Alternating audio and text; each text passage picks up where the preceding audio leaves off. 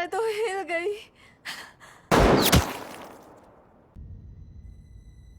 अरे अरे अरे अरे अरे ये कैसा ट्रायंगल है?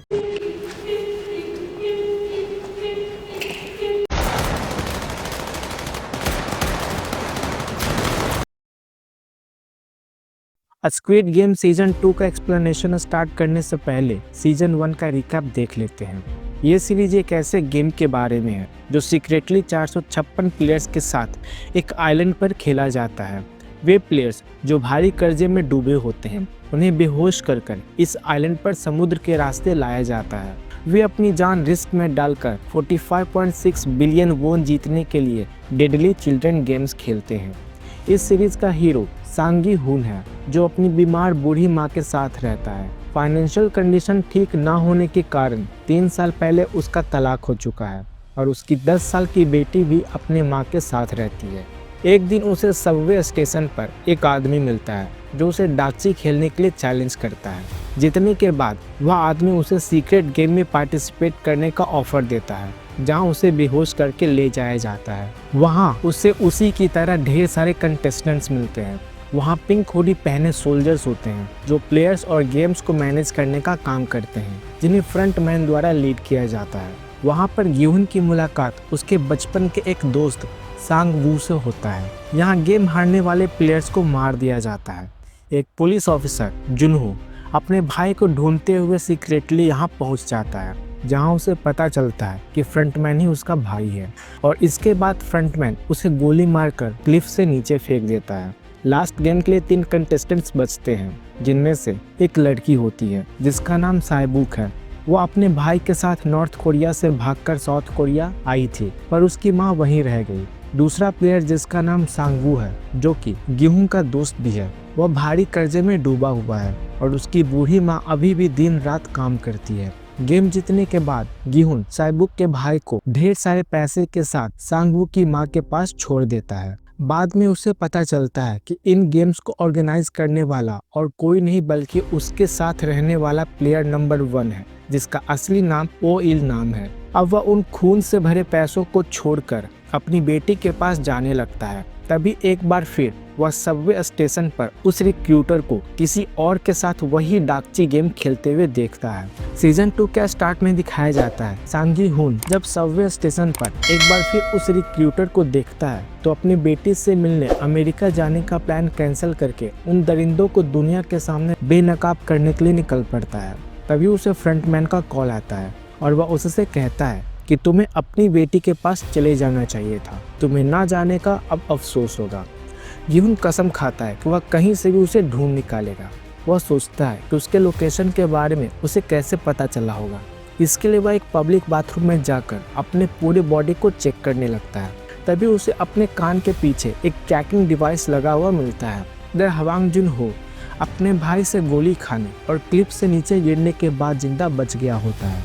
अब कहानी 2 साल आगे शिफ्ट होता है, जहां जुनहो को ट्रैफिक पुलिस डिपार्टमेंट में ट्रांसफर कर दिया गया होता है, क्योंकि उसके आइलैंड और वहां डेडली गेम्स खेले जाने वाले बात पर किसी को भी विश्वास नहीं था। गिहुन अब एक मोटेल में छुपकर रहता है। वह किम, जिससे उसने लोन लिया था, उसके साथ मिलकर वह दिन रात उस रिक्रूटर को पिछले 2 साल से ढूंढ रहा होता है, लेकिन उसके हाथ कुछ नहीं लगता। वह जल्द से जल्द उसे ढूंढना चाहता है, क्योंकि अगर उसे वह इस साल नहीं ढूंढ पाया तो उसे अगले साल का इंतजार करना पड़ेगा। इसीलिए वह किम को और आदमियों को लगाकर निगरानी बढ़ाने के लिए कहता है। इधर जुनहो भी उस आदमी जिसने उसे समुद्र के लहरों से बचाया था, उसके साथ मिलकर पिछले 2 साल से उस आइलैंड को ढूंढने की कोशिश कर रहा है, पर उसके हाथ भी कुछ नहीं लगता। किम अपने साथी चोएवू सेक के साथ मिलकर अपने लोगों को उस रिक्रूटर के बारे में ट्रेन कर रहा होता है, जिसमें वह सबको बताता है कि वह इंसान सबवे स्टेशन पर लोगों के साथ डाकची खेलता है और जीतने वालों को एक कार्ड देता है। वह सूट वूट पहने अपने साथ एक काले रंग का बैग रखता है जिसमें पैसे भरे होते हैं, जिसके बाद सभी लोग अलग अलग ग्रुप बनाकर अलग अलग स्टेशन पर उसे ढूंढने लगते हैं। कई दिनों की कड़ी मेहनत के बाद एक दिन किम और वूसेक को वो आदमी मिल जाता है और वे ये बात गिहुन को बता देते हैं।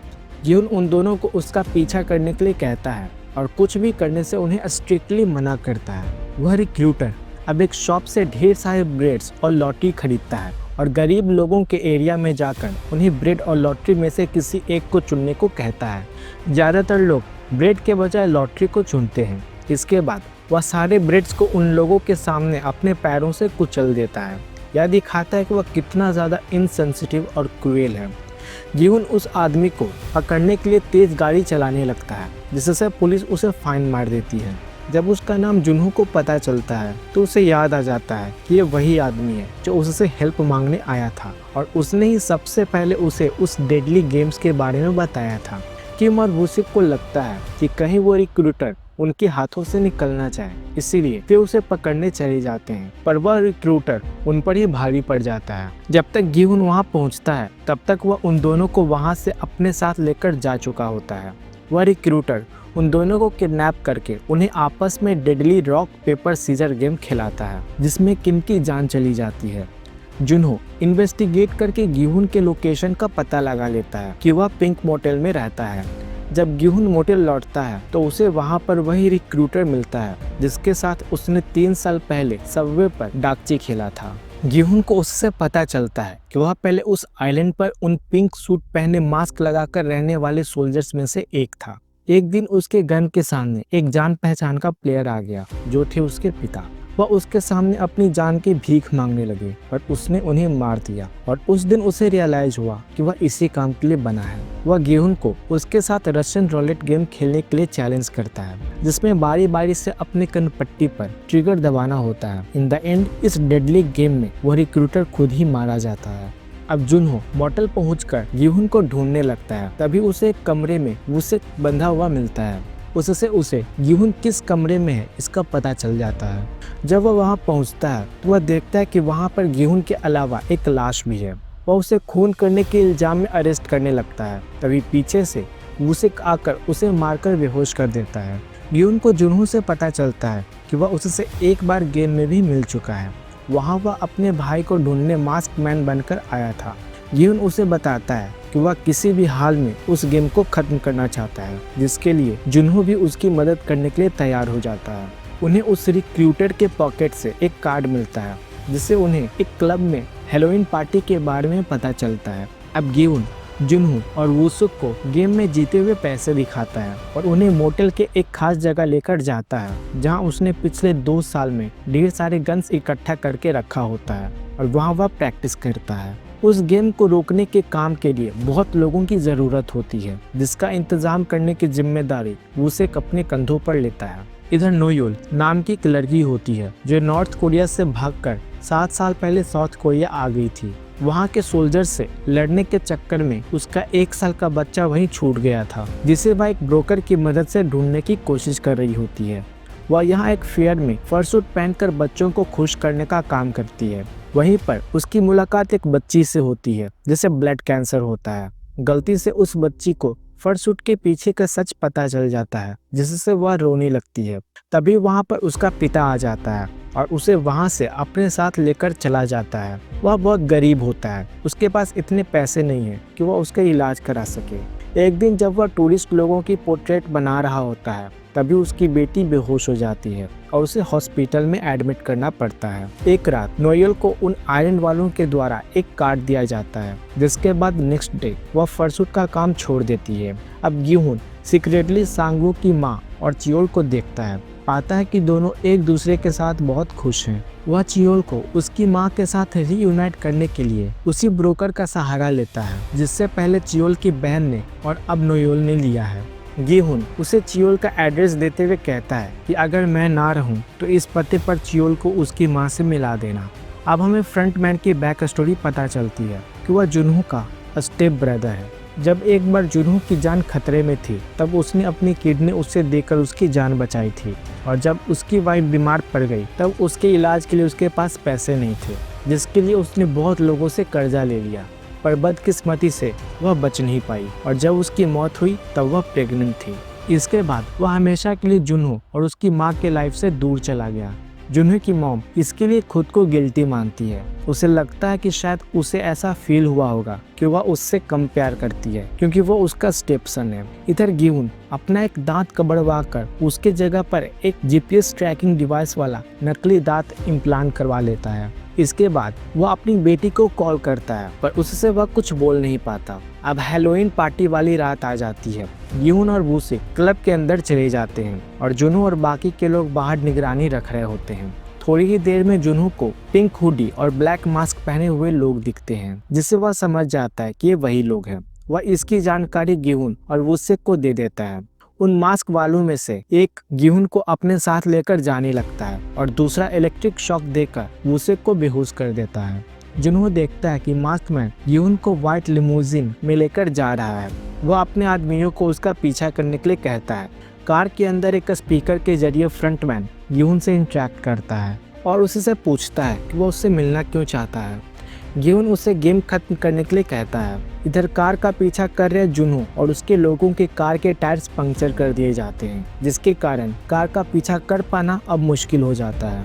गिहुन किसी भी हालत में फ्रंटमैन तक पहुंचना चाहता था, इसीलिए वो उसे फिर से गेम में ले जाने के लिए कहता है, जिसके बाद गैस रिलीज करके उसे बेहोश कर दिया जाता है। अब नोएल को दिखाया जाता है, जो इस गेम में एज कंटेस्टेंट नहीं बल्कि एज सोल्जर पार्टिसिपेट करती है। जब गिहुन की आंखें खुलती है तो वह अपने आप को गेम डॉर्मेट्री में दूसरे 455 प्लेयर्स के साथ पाता है।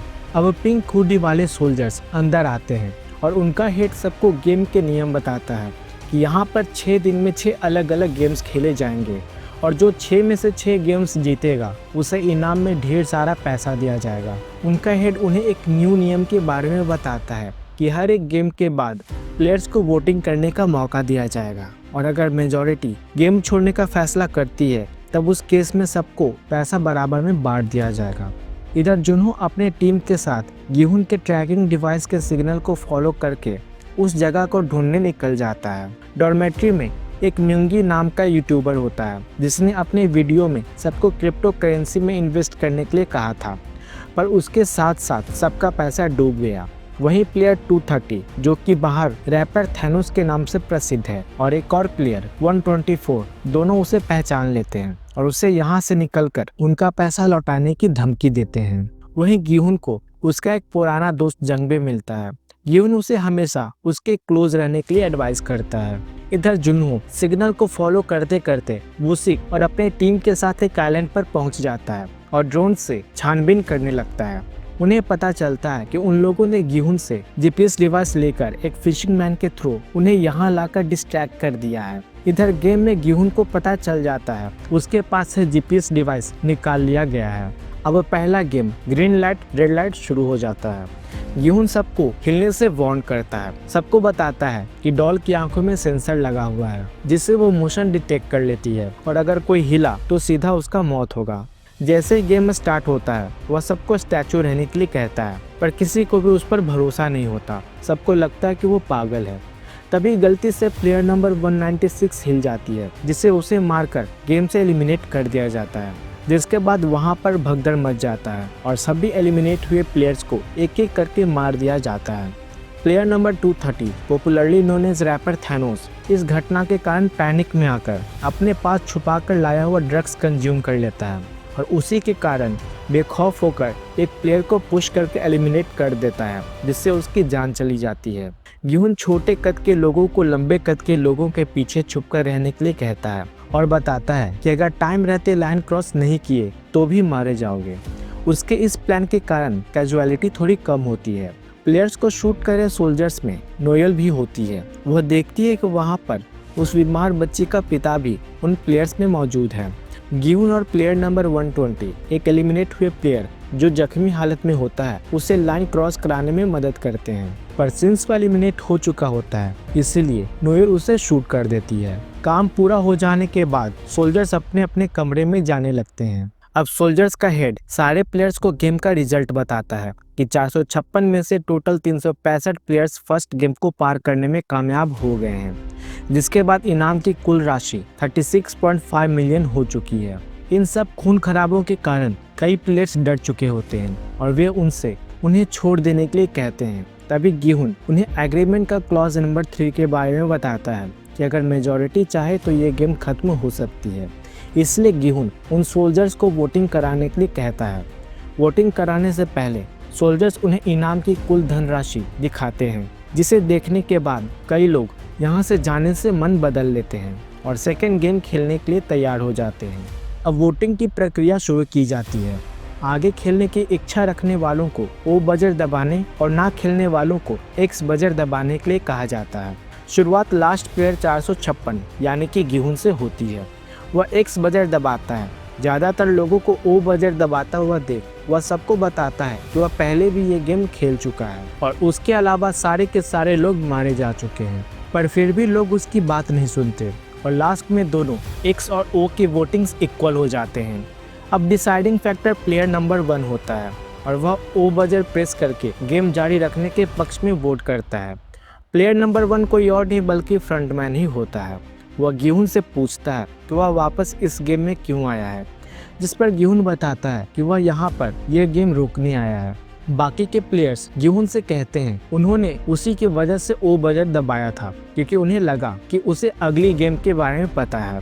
गेहूं कहता है कि पिछली बार उन लोगों ने सेकेंड गेम डालगोना खेला था जिसमें डिफरेंट शेप्स बने होते हैं, जिसमें सबसे आसान शेप ट्रायंगल है। तभी उन प्लेयर्स में से एक कहता है कि ये बात सबको पता नहीं चलनी चाहिए, नहीं तो फिर जान जोखिम में डालने का क्या फ़ायदा होगा। पर गेहूं मना कर देता है। वह चाहता है कि यहाँ से ज़्यादा लोग जिंदा वापस जाएं। इस बात पर प्लेयर नंबर 388 जिसका नाम डायहो है वह एग्री करता है और गेहूं से उसे उसके टीम में शामिल कर लेने के लिए कहता है।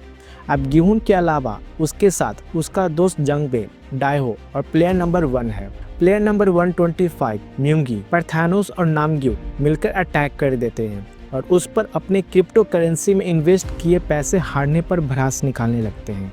तभी प्लेयर नंबर 1 इंटरप्ट करके दोनों को सबक सिखाता है। प्लेयर नंबर 1 गेहूं को अपनी सच्ची कहानी थोड़ी फैब्रिकेट करके सुनाता है कि उसकी वाइफ बहुत बीमार है, उसका लीवर डैमेज है जिसे ट्रांसप्लांट कराना है। हॉस्पिटल में टेस्ट के दौरान पता चला कि वो प्रेग्नेंट है। उसके इलाज के लिए उसने बहुत लोगों से कर्जा लिया पर वो काफ़ी नहीं था, इसीलिए उसने अपने क्लाइंट से उधार लिया, पर सबको लगा कि वो रिश्वत ले रहा है, जिसके कारण उसे जॉब से फायर कर दिया गया। ये गेम उसकी आखिरी उम्मीद है अपनी पत्नी और अपने बच्चे को बचाने के लिए। काम खत्म हो जाने के बाद सारे सोल्जर्स अपने अपने कमरे में वापस लौट जाते हैं। इस दौरान सोल्जर्स का एक ग्रुप जिसमें ऑफिसर भी शामिल होता है, वे प्लेयर्स के बॉडी से ऑर्गन्स निकालकर ब्लैक मार्केट में बेचने का काम करते हैं, पर नोयुल की वजह से ये हो नहीं पा रहा होता है क्योंकि वो सभी एलिमिनेटेड प्लेयर्स को जान से मार रही होती है। ऑफिसर नोयुल को धमकी देकर कहता है कि अपने आंखों के सामने जो हो रहा है उसे इग्नोर करो, बट नोयुल ऐसा करने से मना कर देती है। जुनहो गेहूं को ढूंढने और गेम को बंद करने के लिए पुलिस की हेल्प लेने जाता है, पर वे कहते हैं कि बिना सबूत के हम कुछ नहीं कर सकते। पुलिस की मदद ना मिलने के बाद जुनहो अब 2 टीम्स में बंटकर आइलैंड ढूंढने की प्लानिंग करता है। नेक्स्ट डे म्यूंगी से मिलने उसकी प्रेग्नेंट एक्स गर्लफ्रेंड किम जुन ही आती है। उसे यहाँ पर इस हालत में देखकर वह शॉक्ड हो जाता है। दरअसल क्रिप्टो करेंसी में पैसे डूबने के बाद वह सबसे दूर चला गया था। वो उसका कॉल भी रिसीव नहीं करता था और अब उसे जुनही की इस हालत को देखकर बहुत अफसोस होता है। तभी वहाँ पर सोल्जर्स आ जाते हैं और सभी को सेकेंड गेम के लिए रेडी हो जाने के लिए कहते हैं। जब सारे प्लेयर्स गेम हॉल में पहुँचते हैं तो उन्हें 5-5 लोगों की टीम बनाने के लिए कहा जाता है, जिसके लिए उन्हें 10 मिनट का समय दिया जाता है। टीम बनाने के बाद बताया जाता है कि यहाँ 6 लेग पेंटाथलॉन खेला जाएगा, जिसमें सारे प्लेयर्स के पैरों को आपस में बांध दिया जाएगा। हर 10 मीटर के बाद एक पड़ाव होगा जहाँ टीम के एक मेंबर को एक मिनी गेम खेलना होगा, जिसे जीतने के बाद ही टीम दूसरे पड़ाव तक जा पाएगी। वो 5 मिनी गेम्स जिससे खेला जाएगा वो है डाकची, फ्लाइंग स्टोन, गोंगी, स्पिनिंग टॉप और जिगी। जीतने के लिए 5 गेम्स जीतकर फिनिश लाइन पार करनी होगी। हर मिनी गेम्स के लिए टीम्स में से एक अलग प्लेयर को खेलना होगा। यून की टीम डिसाइड करती है कि जुनहो डाकची खेलेगी, जंगवे फ्लाइंग स्टोन, डायहो गोंगी, प्लेयर नंबर 1 स्पिनिंग टॉप और गेहूं जेगी। सारे टीम अपने अपने मेंबर्स डिसाइड करने लगते हैं कि कौन सा गेम खेलेगा। गेम अब शुरू होती है, जिसमें पहली टीम गेम खत्म ना कर पाने और दूसरी टीम समय पर गेम खत्म ना कर पाने के कारण एलिमिनेट हो जाते हैं। जिसके बाद सोल्जर्स आकर ग्राउंड क्लीन करने लगते हैं और जिस प्लेयर में थोड़ी जान बाकी होती है उसके बॉक्स पर क्रॉस का निशान लगा देते हैं, पर नोयुल ये देख लेती है और बॉक्स खोलकर प्लेयर को जान से मारकर ऑफिसर का प्लान फेल कर देती है। ये वीडियो यहीं पर ख़त्म होता है और इसका सेकंड पार्ट जल्द ही इस चैनल पर अपलोड किया जाएगा। अगर आपको ये वीडियो पसंद आया तो प्लीज़ इस वीडियो को लाइक करें और शेयर करें, और कुछ सजेशन देना हो तो कमेंट करें। ऐसे ही मूवीज़ और सीरीज़ का एक्सप्लेनेशन देखने के लिए चैनल को सब्सक्राइब करें। तब तक के लिए टाटा, बाय बाय, जय हिंद, जय भारत।